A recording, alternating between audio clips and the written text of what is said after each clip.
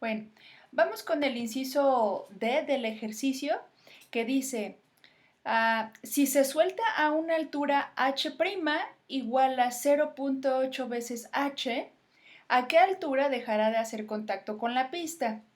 Entonces, aquí lo primero que tenemos que reflexionar es que ahora, como les había comentado antes, si el objeto lo lanzamos de muy arriba, pues seguramente el objeto va a viajar, va a subir por el loop y seguramente va a alcanzar a dar toda la vuelta completa y quizá a lo mejor siga en otra rampa.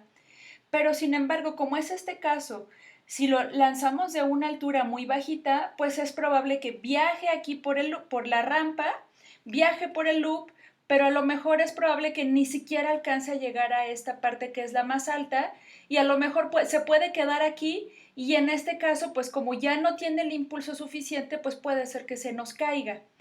Ese es este caso.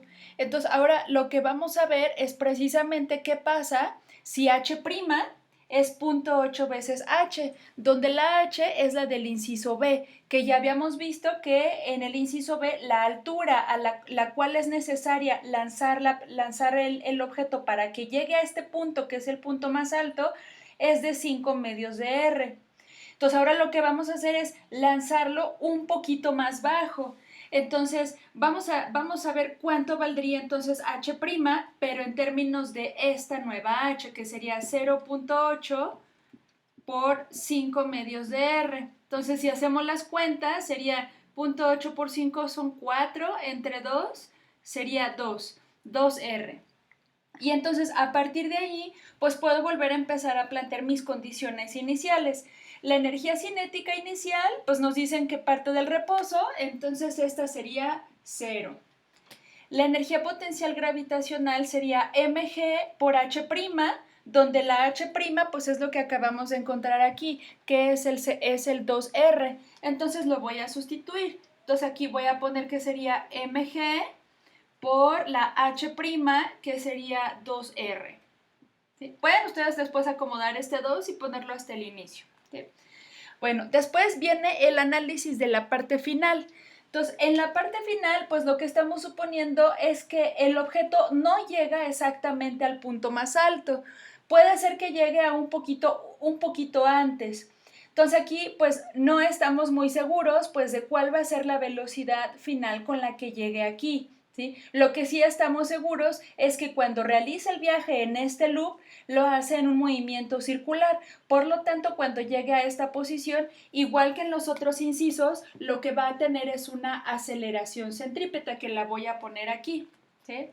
Y también la energía potencial gravitacional sería mg por hf, donde la hf es la altura a partir desde el suelo hasta el punto donde a lo mejor ya se va a caer, ¿no? Entonces esta para nosotros sería la incógnita.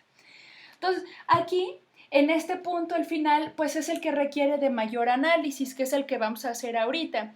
Para ese análisis vamos a considerar dos cosas. Primero, vamos a tratar de determinar la velocidad al cuadrado en este punto y nos vamos a ayudar para eso de la aceleración centrípeta.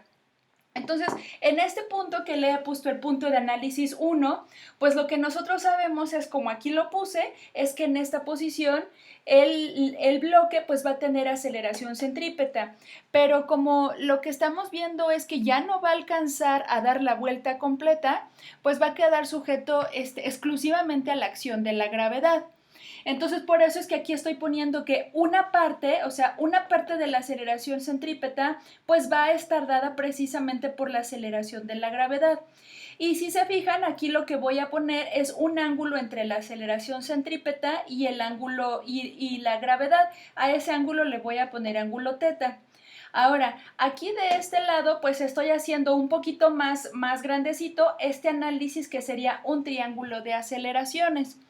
Entonces, si me fijo, aquí voy a formar un triángulo rectángulo donde el cateto adyacente de ese triángulo sería la aceleración centrípeta y la hipotenusa sería la aceleración de la gravedad. Entonces, si yo busco la relación de aceleraciones con trigonometría, vería que el cateto adyacente es la aceleración centrípeta, la hipotenusa sería la gravedad y entonces la relación que le corresponde sería la función coseno.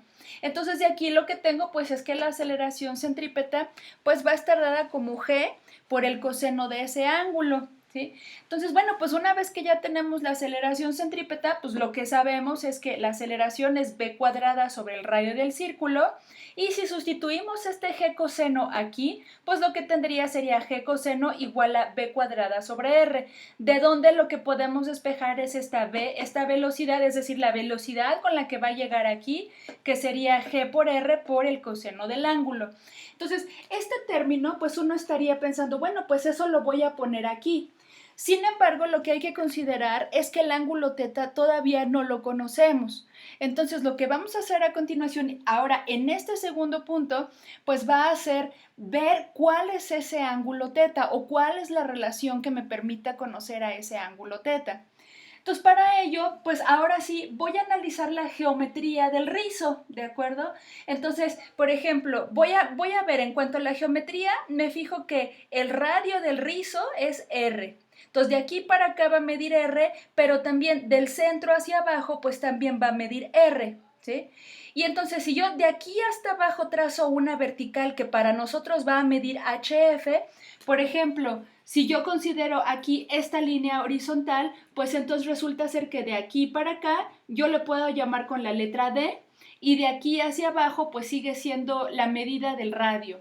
Entonces resulta ser que la altura final pues se va a componer de dos cosas, de la suma de esta D y de este radio.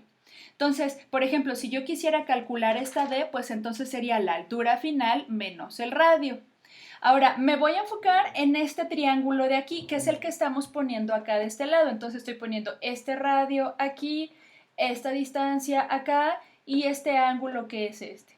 Y bueno, voy a volver a hacer el análisis. Aquí este ángulo es el ángulo recto. Y entonces voy a fijarme cuál es la relación entre este cateto, que es el cateto adyacente a este lado, y la hipotenusa. Entonces lo que vemos es que D entre R pues es el coseno de este ángulo. Pero si me fijo, este ángulo es exactamente este mismo ángulo, solamente que aquí voy a tratar de obtener una relación geométrica que pueda usar en ese triángulo de aceleraciones por semejanza de triángulos. Entonces, lo que vamos a tener aquí abajo, entonces es que habíamos dicho que esta distancia D, pues es lo mismo que esta H final menos este radio. Entre esta R, ese sería el coseno de teta. Y esto lo que podemos hacer es sustituirlo aquí para tener ahora sí una expresión para la velocidad al cuadrado que pueda sustituir acá. Entonces tendríamos, por un lado, la b cuadrado sería g por r, aquí está g por el coseno del ángulo, que es la h final menos el radio entre r. Aquí simplificamos estos radios y resulta ser que la velocidad final me va a quedar como g por la altura final menos esta r. Ahora bien, ya con esta información ya puedo poner cuánto me quedaría la K final en esta parte de aquí. Y ahora sí, ya no tengo ningún problema para hacer el análisis de la conservación de la energía. Entonces vamos a ir sustituyendo aquí abajo para que nos quede claro cuáles son los términos que van a quedar como incógnitas. Entonces aquí en la K inicial pues esta se va a ir porque no tenemos velocidad inicial debido a que parte del reposo.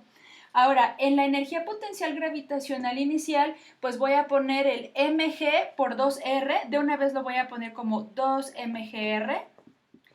De este lado voy a poner la K final, que es la que estábamos poniendo aquí, que sería 1/2 de masa, pero la velocidad final al cuadrado que voy a poner, pues es precisamente la que acabo de encontrar aquí, que sería g por h final menos r, más la energía potencial gravitacional final, que no es otra cosa más que mg por h final. Y lo que les había comentado al inicio en el inciso A es que vamos a tratar de dejar expresado todo en términos, por ejemplo, pudiera ser mg y el radio. Entonces, de aquí, si se fijan, la única incógnita que habría que despejar sería hf. Para eso lo que hacemos es distribuir este producto por este por este y hacer las simplificaciones. Y de aquí vamos a poner lo que vamos a despejar. Entonces, de esta expresión, pues vamos a despejar a la altura final. ¿Sí? Y entonces después de ciertos pasos algebraicos, pues ustedes van a poder hacerlo. Entonces los invito a que lo hagan y lo terminen. Y bueno, es un problema teórico muy interesante. Y bueno, pues con esto terminamos ahora sí todo ese ejercicio.